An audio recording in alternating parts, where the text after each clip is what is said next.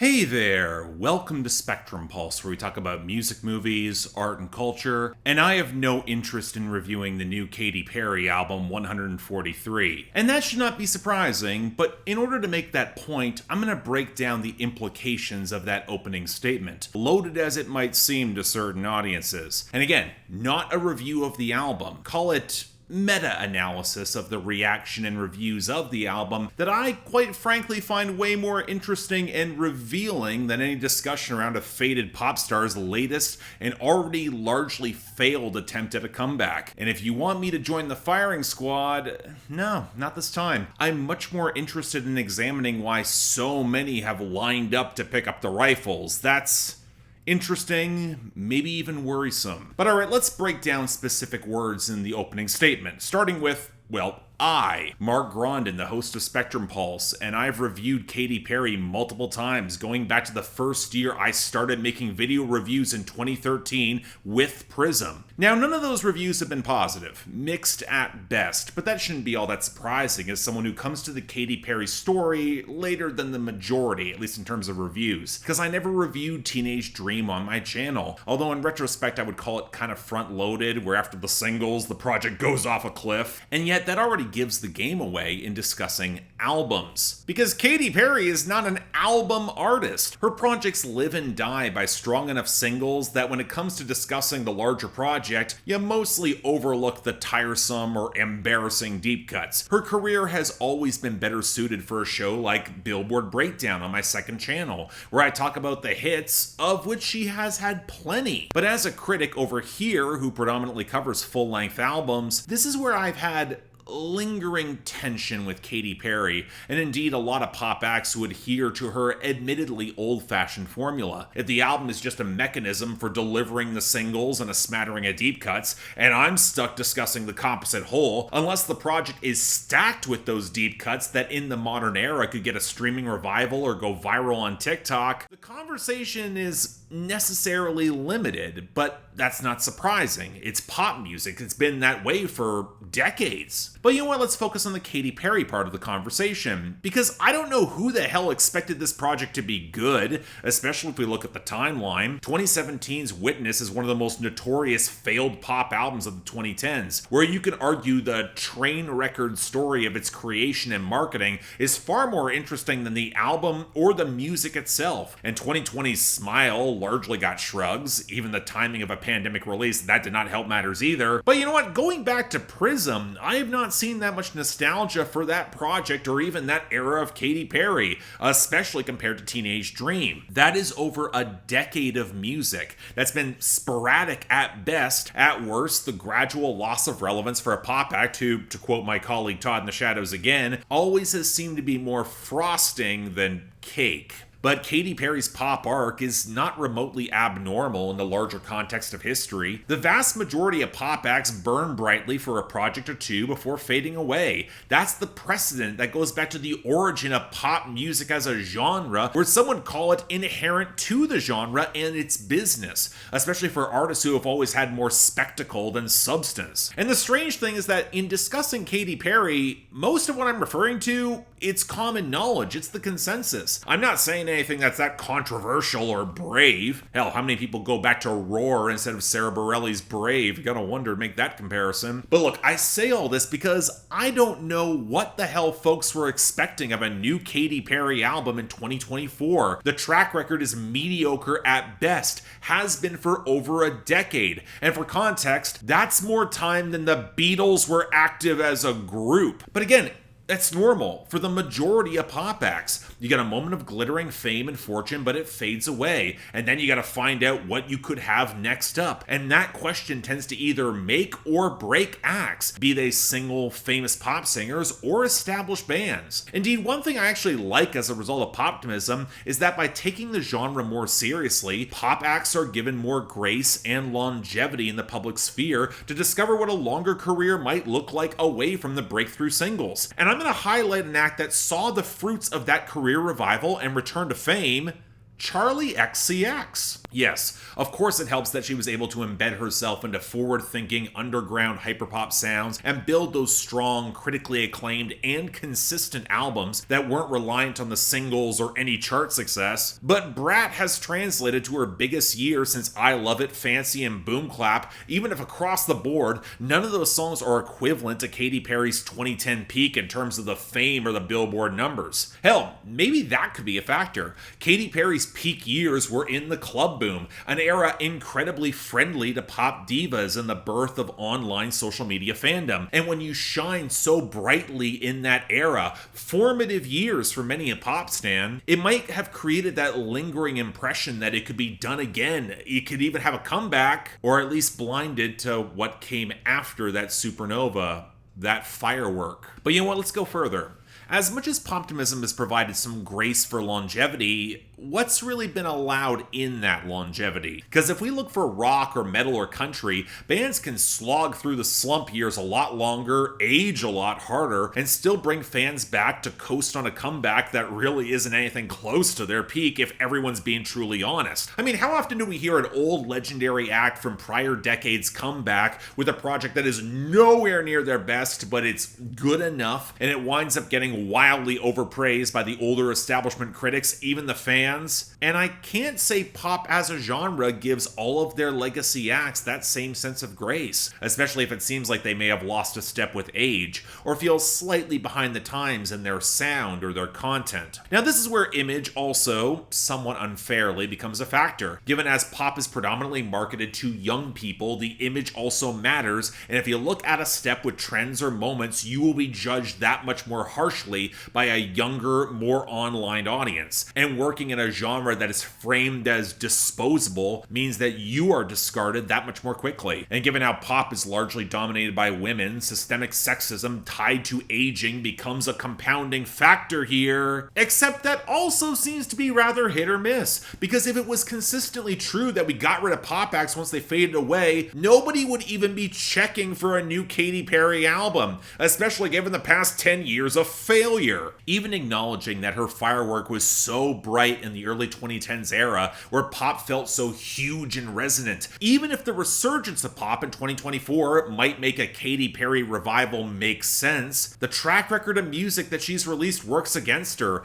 It would normally be the incentive, really common practice, to ignore the albums for something new. I mean, that's true for a lot of genres, even pop for a long time. If you're a critic and you can only review a certain number of albums in a given year and you want to be considered forward-thinking, more often than not, you tend to ignore the legacy acts that show up on your docket, unless you're a niche publication working in the genre or you're a diehard fan of the act already. These acts, they already have their fan bases. They don't need the review, even if they're trying to play the publicity game. And even if you're looking to profit off the easy clicks that come from them, given they've got an established fan base and folks searching, eventually you run out of things to say in the review, especially with an act like Katy Perry, who relied on big shiny pop singles and where the albums didn't give much in the way of substance, even at her best. So it begs the question, not only why Katy Perry was getting so much attention in 2024, but why so many establishment critics chose to cover her and then pan the album. That last part's important,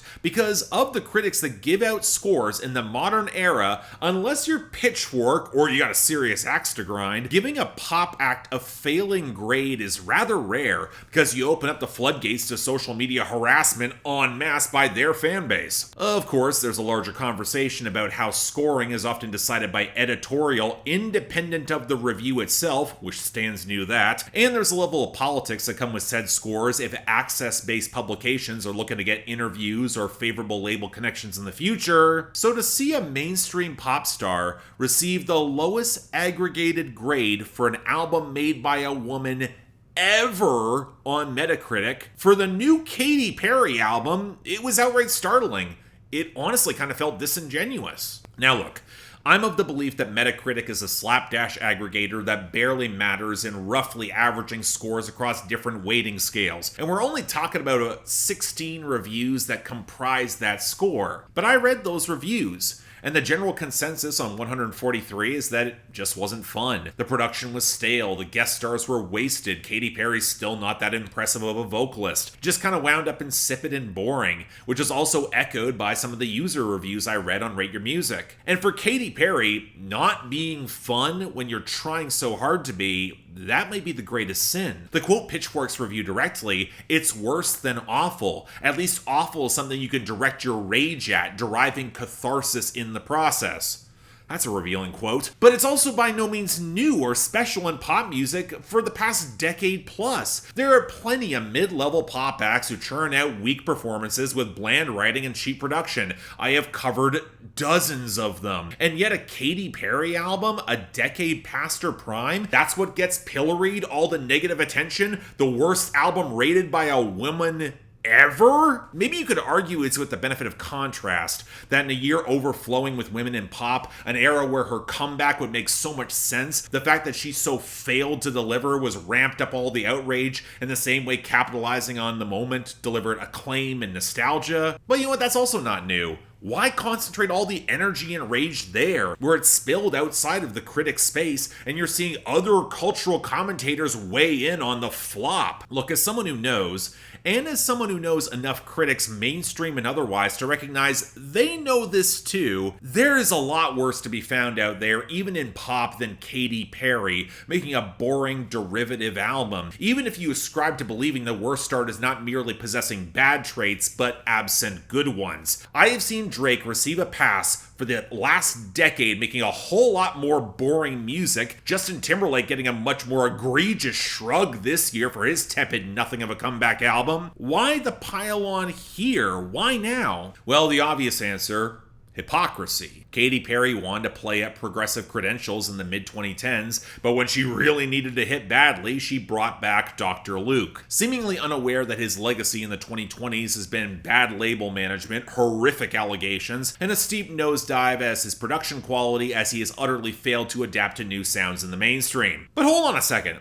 Dr. Luke has been active, producing hits in mainstream pop. He's stuck around a lot more than folks want to acknowledge. Just in the 2020s, we got credits for Kim Petras, Doja Cat, Lil Durk, SZA, The Late Juice WRLD, Saweetie, Young Thug, Lotto, Coi Leray, Flo Milli, Nicki Minaj, Morgan Wallen, J. Cole, Polo G. I could keep going. And not just album cuts here, charting hits. They got critical and commercial acclaim. So is it just the desire to call Katy Perry the hypocrite that raises hackles now? I mean, I don't hear the moral consistency in that critique. I hear the desire to further accentuate how shamelessly hollow and desperate Katy Perry's desire for the spotlight might be, as if that's not true about anyone playing the mainstream pop game. My issue is not that they're calling out Dr. Luke. I'm a longtime Kesha fan. I've done special comments on the topic. By all means, keep going. My issue is that it's becoming convenient for the argument, and it gets casually overlooked otherwise, especially when it comes to major publications that might do so if they want to preserve or burn a label relationship.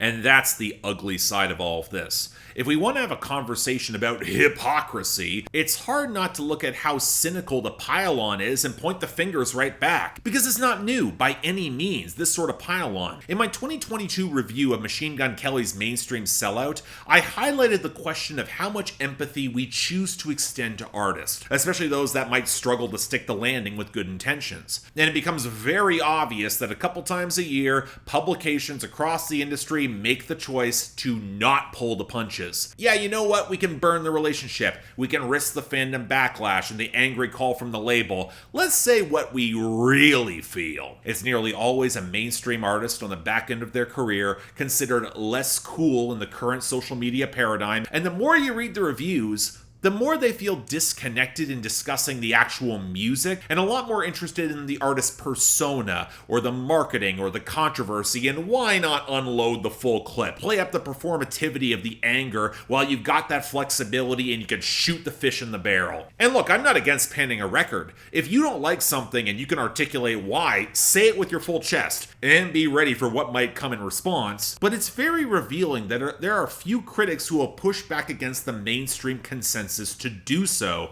especially if the fandom might pounce soon after, unless there are other folks that might pop out with you. And what you come to realize is that while there are cases where the consensus might arrive somewhat organically, positive or negative, the enforcement of that consensus, either through peer pressure or threats of social media backlash, that is far from a good thing in talking about art, where it feels less of this art did or did not resonate with me and I've got something to say about it, and more, this fits the messaging of the moment and might just get us traffic. Even if you want to argue that it's more to the larger assertion of good taste to find that consensus and that critics should have it, that's a social construct as well. I've talked about it before. It speaks to a homogeneity of culture and stagnation of discourse if everyone likes or dislikes the same stuff for the same reasons. My hot take is that there should be far less consensus in discussing art, especially for a year-end list. There should be way more variance in opinion shaped by emotional responses and experiences from critics themselves. The fact that I can predict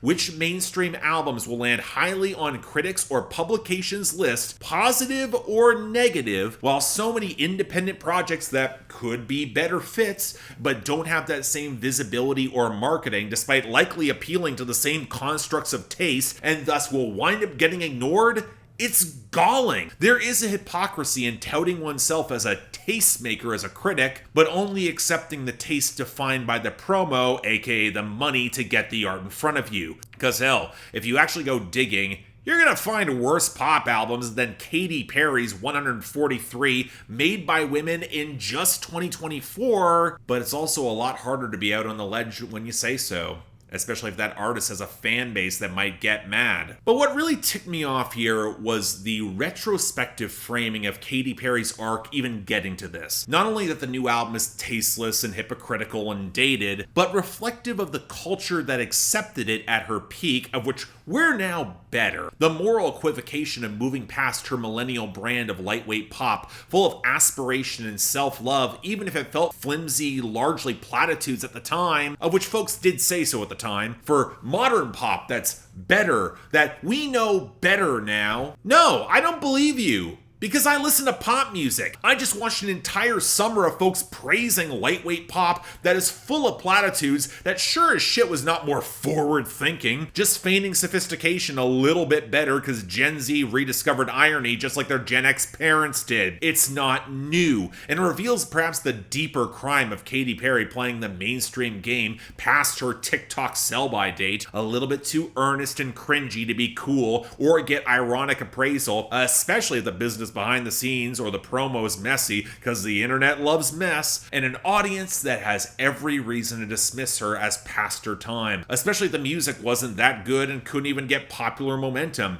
even if it has not changed that much from her peak era. And that's the other truly gross side of the poptimism argument. The false equivocation that popularity equals quality. And if you don't sell, you're in your flop era, regardless of what the music was actually attempting to do. It plays into the same push for consensus, for majority opinion, often at its most basic and flattened, trying to provocate and equivocate that's good taste, and becomes a self-justifying cycle, and little to anything have to do with the art or any discourse therein, especially when it feels like the same talking points are getting missed for cooler artists that aren't that far removed. If you want to reflect on Katy Perry's dated girl boss feminism, and then conveniently ignore, I don't know, Nicki Minaj playing so much of the same lyrical template on Pink Friday 2, with Dr. Luke himself showing up, or the underlying gendered conservatism of Sabrina Carpenter on Short and Sweet, or that looking worse every day reference to Red Scare on Charlie XCX's Brat, an album ironically calling back to the tones where Katy Perry broke through in the late 2000s so the cycle might begin anew, or hell, so many men making the same dry, boring template of pop or trap or country, where the response to the lack of fun seems to come with a shrug rather than snide barbs because stoicism is celebrated instead of actual friggin' emotion. It feels revealing, and honestly kind of simpler, that Katy Perry's just being cringe, and a soundtrack of those fans' lives when they themselves might have been cringe. That was probably the issue, and folks then worked backwards to justify it. And let's go back to my main statement. I've got no interest in reviewing the Katy Perry album 143, because as someone who knew her track record with multiple mediocre albums and weak singles, and I've got an overloaded schedule as it is, I've got no interest in participating in the pylon for an album that looks to be more boring, possibly bad, but probably more boring than bad. What I think is a lot more interesting and pressing is why you care to do so. A pop star past her prime making a boring record that's not as fun than what she used to make because she struggled to evolve? That is the vast majority of musicians that get to be nearly 20 years into their careers. It will likely happen to all of your favorites too, and yet Katy Perry became the paradigm of the worst. And following off the ledge that Mike the Snare put forward in his video on the term mid in 2022, I think there is a real note of truth that folks are harshest in art on what they might see inside themselves that they don't like, and have come down so hard on this Katy Perry album, irrespective of quality, because she reflects a time and place where this was accepted. You might have even liked it, but you've moved on, and she won't go away. She's even trying to bring it all back, with the execution straining at every angle, and the nostalgia's not quite hitting right. Maybe even forcing the ugly question of whether it was good to begin with.